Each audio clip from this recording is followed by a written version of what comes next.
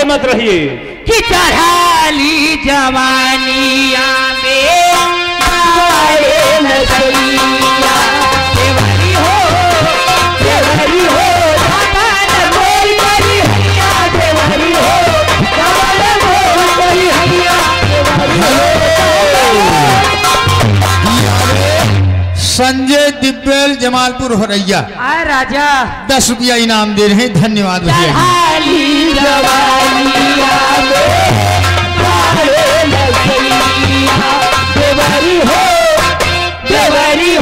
दामन मोर करी हैया देवरी हो दामन मोर करी हैया देवरी हो ए हमारा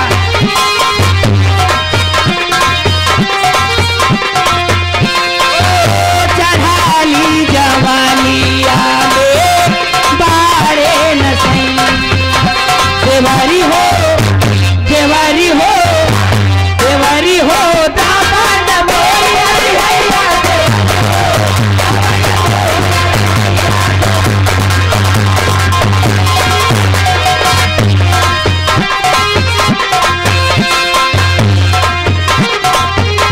देवरी हो दामन मोर करी हैया देवरी हो दामन मोर करी हैया हेलो इसलिए हो नहीं सकता कि तेरी याद ना आए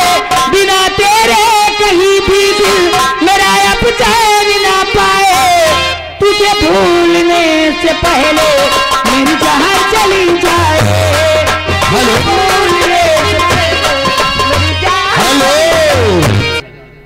बाई साइड महिलाएं रहेंगी। अगर तुमको यकीन हो मुझे तुम आजमा लेना मैं तुमसे प्यार करती हो जी चाहे बुला लेना बोलेंगे ना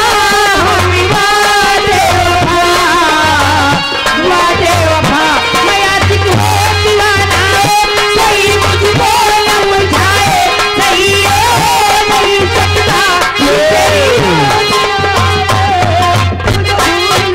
हाँ जी, ये संजय दिव्यल जमालपुर होरैया अच्छा खासा दोस्त दुश्मन हो जाता है, ये फरमाइश किए थे। शुक्रिया भैया जी। फरमाइश होगी सबकी होगी, बारी बारी होगी।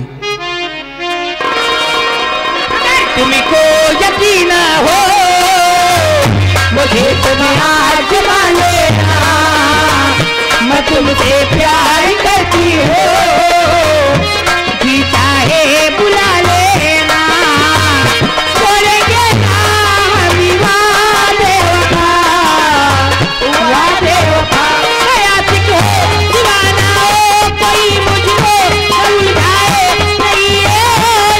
सकता कि तेरी याद ना आए तुझे भूलने से पहले हेलो आगे रणुआ सम्मेलन 30 रुपया इनाम। राजा रजाई से न जाई राजा रजाई से ना जाई जानता चपक के टूटा हो राजा रजाई से ना जाई जानता चपक के टूटा हो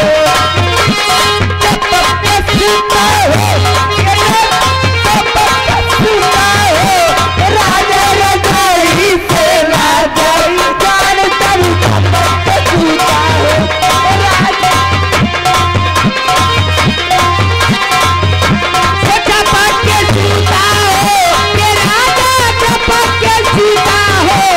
राजा रजाई से ना जाई जानता चपक के टूटा हो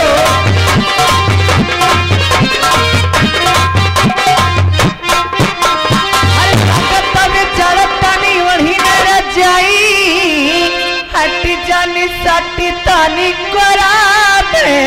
सुताई ठंडा जाई हमर जवानी चमक के टूटा हो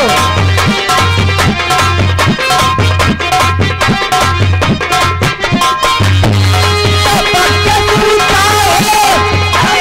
चमक के टूटा हो राजा रजाई